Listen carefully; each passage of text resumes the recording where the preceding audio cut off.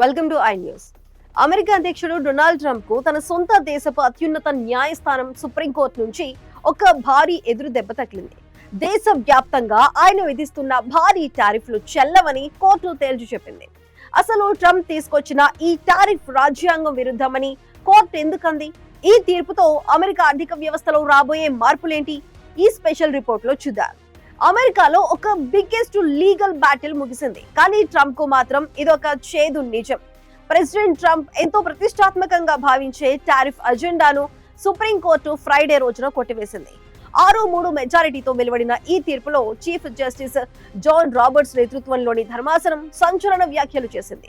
టారిఫ్లు విధించే అధికారం ప్రెసిడెంట్ కు లేదని కోర్టు కుండబద్దలు కొట్టింది. అసలు గొడవ ఎక్కడ మొదలైందంటే, ట్రంప్ వైట్ హౌస్ లోకి రీఎంట్రీ ఇచ్చినప్పటి నుంచి ప్రపంచ వ్యాప్తంగా ఉన్న దేశాలపై భారీగా సుంకాలు బాదుతున్నారు. ఇందుకోసం ఆయన international emergency economic powers act అనే చట్టాన్ని వాడుకున్నారు. డ్రగ్స్ స్మగ్లింగ్ ను అడ్డుకోవటానికని, లేదా అమెరికా కంపెనీలను కాపాడటానికని, ఇలా రకరకాల కారణాలతో మెక్సికో, కెనడా, చైనాలపై భారీ ట్యాక్స్ వేశారు.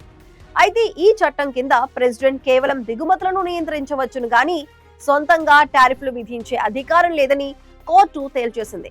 ట్రంప్ తన ట్రూత్ సోషల్ పోస్ట్ లో మనం $600 బిలియన్ టారిఫ్ రెవెన్యూ తీసుకోబోతున్నాం అని గొప్పగా చెప్పుకున్నారు. ఆదాయ పన్నుకి బదులుగా ఈ టారిఫ్స్ తోనే దేశాన్ని నడిపించవచ్చని, సామాన్యులకు $2,000 డివిడెండ్ చెక్కులు పంపవచ్చని ఆశలు కల్పించారు. కానీ ఇప్పుడు సుప్రీంకోర్టు తీర్పుతో ఆ ప్లాన్స్ అన్ని డిస్టర్బ్ అయ్యేలా కనిపిస్తున్నాయి. అసలు గత ఏడాది వచ్చిన టారిఫ్ ఆదాయంలో మెజారిటీ భాగం ఈ international emergency economic powers act చట్టం ద్వారా వచ్చినవే కావటంతో ఇప్పుడు ప్రభుత్వ ఖజానాకు పెద్ద గండి పడబోతోంది. ట్రంప్ అడ్మినిస్ట్రేషన్ ఈ కేసు వాదనల సమయంలో ఒక వార్నింగ్ కూడా ఇచ్చింది. ఒకవేళ సుప్రీంకోర్టు మాకు వ్యతిరేకంగా తీర్పిస్తే మనమందరం నిండా మునిగిపోతాం అని ట్రంప్ జనవరిలోనే రాశారు. టారిఫ్లు విదేశీయులే కడతారని ట్రంప్ చెబుతున్నా అసలైన భారం అమెరికన్ ఇంపోర్టర్ల మీదే పడుతుందని ఆయన అడ్మినిస్ట్రేషన్ లోపల అడ్మిట్ చేసింది.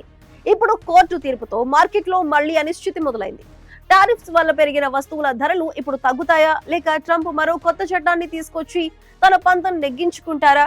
America treasury secretary Scott Bessent లాంటి వాళ్ళు సుప్రీంకోర్టు ట్రంప్ కు ఫేవర్ గా ఉంటుందని నమ్మారు. కానీ న్యాయస్థానం మాత్రం రాజ్యాంగాన్ని, చట్ట పరిమితులను ఎత్తిపట్టింది. ట్రంప్ తన సిగ్నేచర్ ఎకనామిక్ పాలసీని కాపాడుకోవటానికి ఇక ముందు ఏం చేస్తారనేది ఇప్పుడు బిగ్ సస్పెన్స్.